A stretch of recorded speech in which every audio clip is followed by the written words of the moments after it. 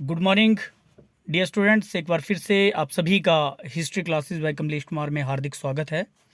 हम 11वीं कक्षा की पाठ्य पुस्तक विश्व इतिहास के कुछ विषय का चैप्टर 5 यायावर साम्राज्य पढ़ रहे हैं, जिसमें अभी तक हमने यायावर साम्राज्य का इंट्रोडक्शन पढ़ा था, जिसमें मंगोलों का किस प्रकार से उत्थान हुआ और चंगेज़ खान कौन था और चंगेज़ खान का उदय किस प्रकार हुआ, किस प्रकार से तेमुजिन चंगेज़ खान बना, ये सारा हमने डिटेल में पिछली क्लास में पढ़ लिया था। आज हम इस टॉपिक के जो बहुत ही महत्वपूर्ण जो सब टॉपिक्स हैं उनको पढ़ने जा रहे हैं। लेकिन उससे पहले ये मैं उम्मीद करता हूँ कि आप लोगों ने history classes bye Kamlesh Kumar ये चैनल सब्सक्राइब कर लिया होगा, जिसके लिए आप लोगों का बहुत बहुत धन्यवाद। और जैसा कि मैंने आप लोगों को बताया था कि हम 5th चैप्टर यायावर साम्राज्य पढ़ रहे हैं, विश्व इतिहास के कुछ विषय आपकी जो पाठ्य पुस्तक है उसमें आज हम पढ़ेंगे चंगेज़ खान की विजय। चंगेज़ खान मंगोल साम्राज्य का सबसे शक्तिशाली शासक रहा है, पहला ऐसा शासक रहा है जिसने मंगोल साम्राज्य की स्थापना की। ऐसा साम्राज्य हमने पिछली कक्षा में पढ़ा था जो न केवल 2-3 महाद्वीपों में फैला हुआ था, बल्कि विश्व का बहुत बड़ा ये साम्राज्य रहा है, जिसमें जो टोटल अर्थ की जो भूमि थी उसका 22% भाग में ये फैला हुआ था। ये हमने पिछली जो वीडियोस थी उसमें भी बड़े डिटेल में हमने डिस्कस किया था। आज हम चंगेज़ खान की विजयों के बारे में पढ़ रहे थे, क्योंकि चंगेज़ खान, यहाँ पे हम चंगेज़ खान की सिर्फ बड़ी बड़ी विजयों के बारे में बात करेंगे।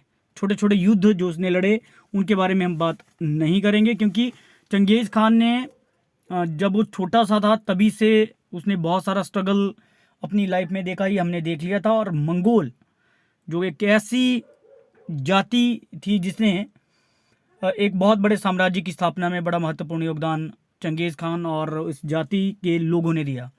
ठीक है, ये जाति बोलो, कबीला बोलो आप, तो मंगोल बहुत ही खूंखार और बहुत ही वीर लोग थे जिन्होंने इतने बड़े साम्राज्य को जो है वो स्थापित किया।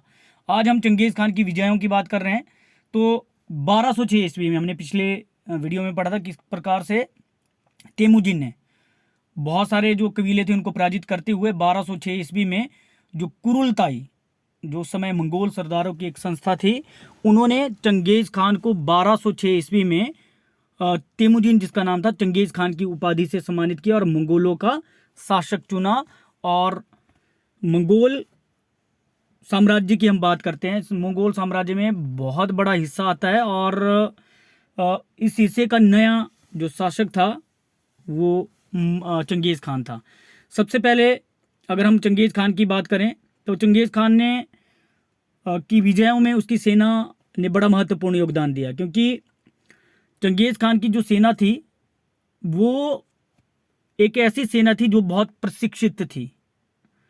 मंगोल सेना में उस समय की बहुत सारे अलग अलग जो कबीले थे उनके लोग उसमें शामिल थे और ये सेना चंगेज़ खान के नेतृत्व में बहुत शक्तिशाली बन गई थी। इसके अलावा चंगेज़ खान ने मंगोल सैनिकों के लिए बहुत ही कठोर नियम बनाए थे, जिसको आप बोल सकते हैं कि डिसिप्लिन की अगर हम बात करें, अनुशासन की बात करें, तो उसके लिए चंगेज़ खान ने अपने सैनिकों के लिए बहुत ही कठिन अनुशासन के जो नियम थे वो बनाए थे। और इन्हीं नियमों के कारण शायद चंगेज़ खान को इतनी सफलताएं मिली। तो सबसे पहले हम बात करते हैं चंगेज़ खान की सफलताओं या विजयों की। तो क्या कौन सी विजय, सबसे पहले हम बात करेंगे उत्तरी चीन की विजय।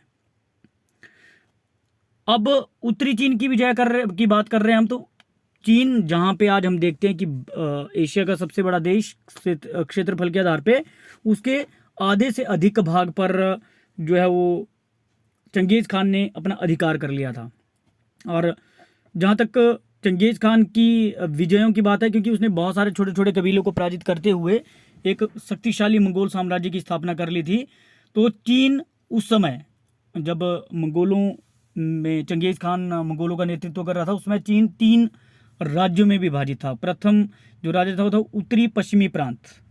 यहाँ तिब्बती मूल के जो शासक थे जिसका नाम था सीसिया, उसका शासन था। और दूसरे राज्य में चीन का उत्तरी क्षेत्र आता है, उत्तरी चीन की जिसकी बात कर रहे हैं ये। और यहाँ चीन राजवंश का शासन, चीन चीन जो राजवंश था, चीन राजवंश के लोग यहाँ पे शासन कर रहे थे। और तीसरे राज्य था दक्षिणी क्षेत्र, दक्षिण चीन का दक्षिण क्षेत्र में ये तीसरा राज्य सम्मिलित था और यहाँ पर सुंग राजवंश का शासन था। तो 3 राज्यों में चीन उस समय विभाजित था, जिसमें सबसे पहले उत्तरी पश्चिमी प्रांत जिसमें सीसिया लोगों का शासन था।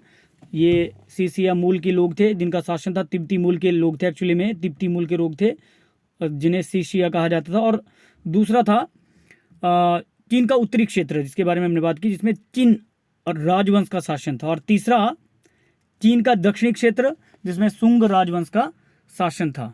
चंगेज खान के विरुद्ध चीन के विरुद्ध चंगेज खान ने एक लंबा जो है वो संघर्ष या लंबा जो हम बात करते हैं कि युद्ध की जो प्लानिंग थी वो लंबी थी और एक लंबे समय तक युद्ध ये चलने थे। तो उसने उसी तरीके से ये अभियान अपना आरंभ किया।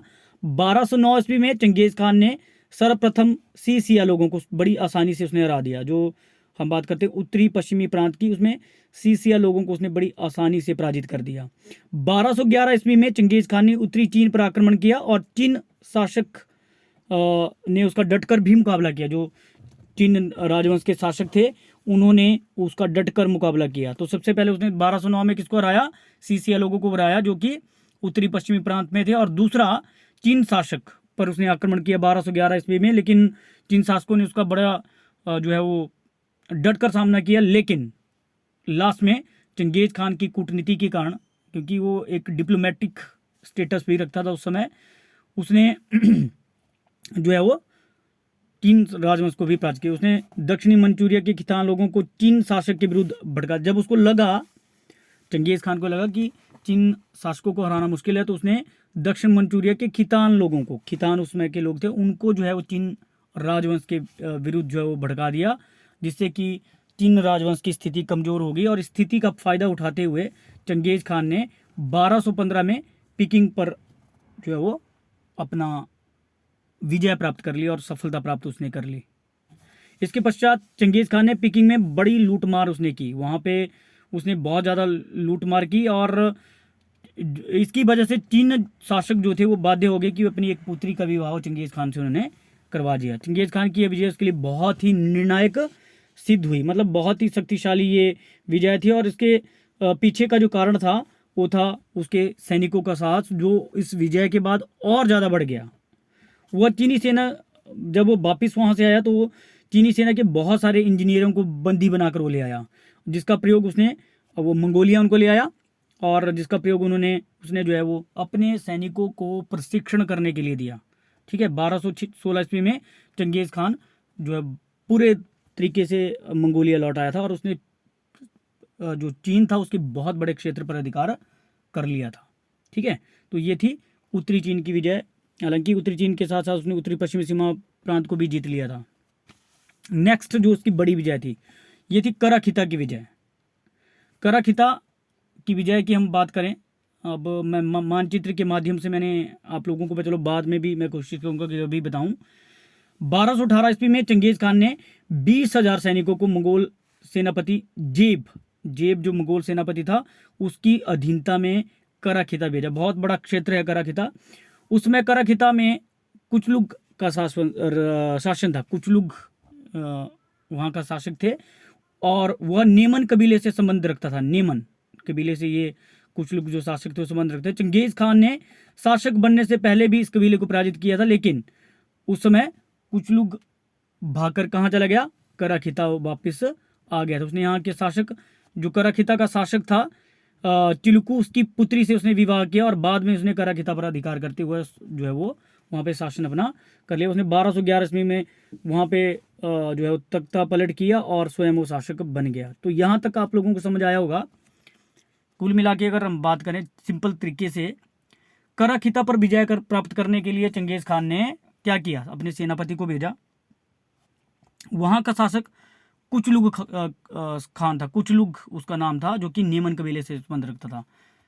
कराखिता की विजय से पहले भी नेमन जो कबीला था उसको चंगेज़ खान ने पराजित किया था। लेकिन जो उनका शासक था कुचलू खान, वो भागकर कहाँ चला गया था, कराखिता आ गया था, और कराखिता के शासक चिलुक की पुत्री से उसने विवाह कर लिया था। फिर बाद में उसने अपने ही ससुर को धोखा देते हुए उसको गद्दी से उतार दिया और स्वयं 1211 ईस्वी में वो शासक बन बैठा। कुचलुक ने बौद्ध धर्म का पक्ष लिया। उसने इस्लाम, जो कि यहाँ के अधिकांश लोगों का धर्म था, उसको प्रताड़ित करना उसने आरंभ किया। इस कारण लोगों में उसके शासन के विरुद्ध भी बहुत सारी लोग उसके अंगेस्ट हो गए थे, क्योंकि उसने मुसलमानों को जो है वो तंग करना स्टार्ट कर दिया था। तो अतः जो जेव था उसने कराखिता पर आक्रमण कर दिया और मुगल साम्राज्य उसको बड़ी आसानी से उसने कुचलुक को बड़ी आसानी से उसने पराजित किया और मुगल साम्राज्य की सीमाएं अमदोनिया, तुरान, ख्वारजम राज्य तक फैल गई। इस प्रकार से उसने कराखिता पर विजय प्राप्त कर ली। ठीक है, नेक्स्ट जो विजय है ख्वारिज़म शाह के विरुद्ध, ये बहुत बड़ा एक बैटल है।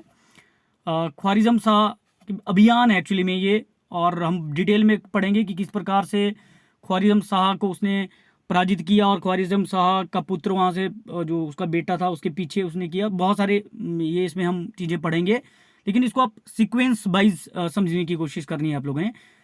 सबसे पहले हम बात करते हैं 1200 ईस्वी की, जब चंगेज़ खान राजा भी नहीं बना था, तो उसमें मोहम्मद जो ख्वारिज़म का नया शाह बना, उस समय मोहम्मद, मतलब 1200 ईस्वी में मोहम्मद ख्वारिज़म, आप लोग मानचित्र के माध्यम से देख सकते हैं कि ख्वारिज़म कहाँ पे है। ये इंडिया, पाकिस्तान, फिर अफगानिस्तान, उज्बेकिस्तान का जो इलाका वो उस समय ख्वारिज़म था, उज्बेकिस्तान। ठीक है, तो यहाँ का जो शासक था, उज्बेकिस्तान का जो शासक था, उसका नाम था मुहम्मद। वो नया शासक बना जिसको कि शाह कहा जाता था उस समय। उसने अपने शासनकाल में अनेक जो राज्य थे उन पर अधिकार उसने कर दिया और अपने साम्राज्य का विस्तार उसने काफ़ी कर लिया था।